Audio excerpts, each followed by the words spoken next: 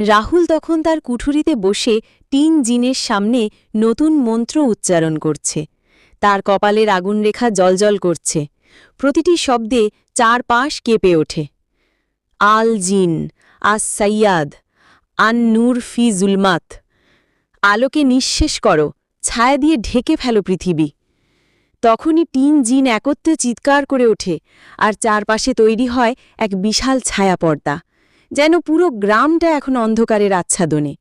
শীর্ষ দূর থেকে সব অনুভব করছে।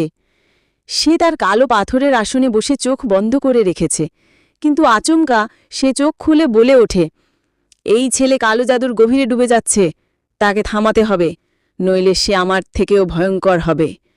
শীর্ষ তার হাত তুলে এক পুরাতন অগ্নিচক্র মন্ত্র ছুঁড়ে দেয় বাতাসে। দূর থেকে সংঘর্ষ। রাহুল হঠাৎ অনুভব করে যেন বাতাস ভারী হয়ে আসছে।